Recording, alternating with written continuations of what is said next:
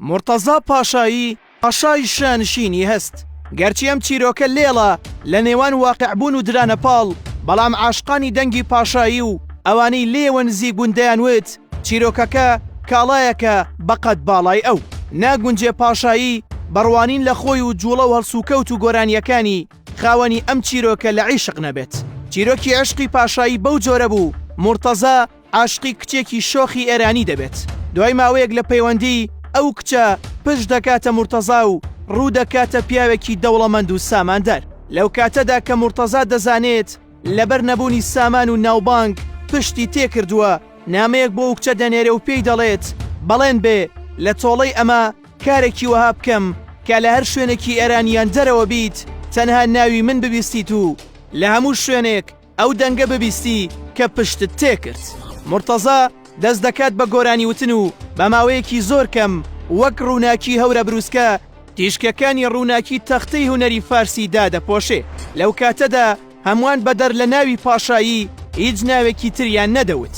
چینی گەنج لە هەر گۆشەیەکدا بووایە تەنها دەنگی پاشایی مای ئۆقرەیان بوو. بە تایبەتی دوای گۆرانی شەقامی یەک ئاراستە بە تەواوەتی ناوبانگی خۆی و گۆرانیەکانی بڵاو بوویە و بانگی مرتەزا وەک کانیەکانی دەمە و بەهار دەستیان کرد بە تەقین و لە هەر شوێنێکەوە ڕێڕەوی سەرچاوی ئاوەکەیان بەرەو گۆزە و دیزەی گوێچکەی هەواداران دەچوو. ئەوە بوو بە شێوەیەکی گەورە چۆن ناوبانگی زۆر بە خێرایی بڵاو بوویەوە و گۆرانیەکانی ئەو ساڵانە چوونە پلەی یەکەمی ئەوانەی گوێیان بۆ دەگیرە. بەڵام ئەو ناوبانگە بەو خێراییەش زەمین لەرزەیەکی تەندروستی لێیدا. کاتێک هەواڵی نەچوونی پاشایی درا بە ئامادەبوانی کۆنسێرتێک، هەواڵی نەخۆشکەوتنی بڵاو بووەوە. گەرچی هەرزوو ئەو هەواڵە ڕەت کرایەوە، بەڵام ئەوە بەس نەبوو، بەڵکو گوێگرانی تامەزرۆ بوون لەوەی دەست هەڵبگرن لە پاشایی و هەروە بێ هەواڵ نەبن لێی. ناچار پاشایی لە تۆڕە کۆمەڵایەتیەکان و دواتر تیڤی هەواڵی نەخۆشکەوتنی بە شێرپەنجە دا بە گوێی گوێگرانی و بەو کڵاوەی سەری ڕوح و هەستی زۆر کەسی زامدار کرد. لە 11 مانگی هەشتی ساڵی 1984 لە تاران لەدایک بووە. عشقی ئاواز و میلۆدی و میوزیک هەر لە قۆناغی بچووکیەوە بە مرتەزاوە دیار بوو. ئیحساسی باڵای ئەو لە وشە و ئاواز ئەوە کاری ئەو نازناوە بوو کە مرتەزای پێدەناسرێتەوە و پێیان دەوت پاشای هەست. قۆناغەکانی خوێندنی هونەری لە ساڵی 2008 بە کۆتا دەگەیەنێت.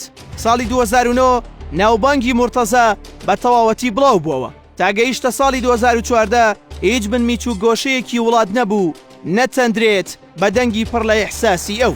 مرتەزا دواتر کرا بە هونەرمەندەی کە گۆرانی تایبەت بە درامە و فیلمەکان بڵێ و بوو بە دەنگێک لە مەدخەل و دەروازەی زۆر فیلمدا هەبێت. مرتەزا دوای ئەوەی ماوەیەک ئازاری بۆ دروست دەبێت، بەڵام بە پێداگری هاوڕێیانی سەردانی نەخۆشخانە دەکات. بەڵام کاتێک چوو ئیترە و مرتەزایە نەبوو، چونکە دکتۆرەکان لەوێوە هەواڵی نەخۆشی شێرپەنجەیان پێدا.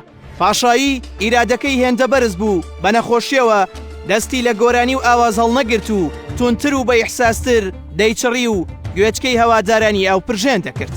لەگەڵەوەی گۆرانیەکانی لەگەڵ ستایلی ژیانی خۆی تا حەدێکی زۆر گونجاو بوو، بەڵام خواستی ئەو شێوازە لە گۆرانی و ئاواز و شعر داواکاری سەرەکی هەوادارەکانی بوو.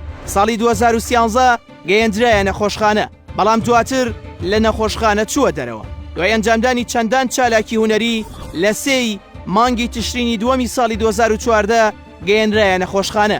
ئەمە لە کاتێکدا پاشایی لە بیری سازکردنی کۆنسێرتێکدا بوو لە وڵاتی کەنەدا.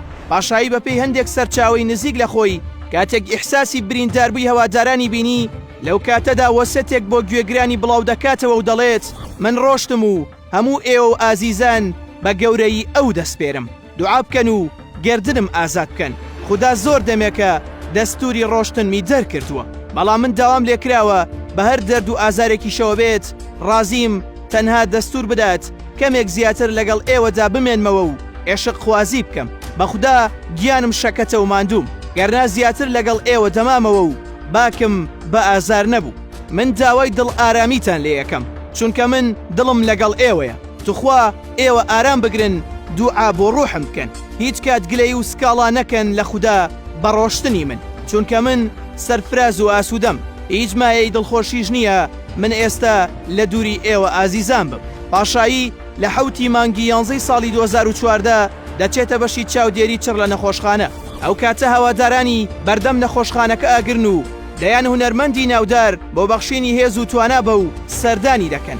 چواردەی مانگی حوتی هەمان ساڵ مەرگی پاشایی سەڵتەنەتی هەستی گوێگرانی هەژاند و لە نەخۆشخانەوە هەواڵی مەرگی پاشایی ڕاگەیەندرا.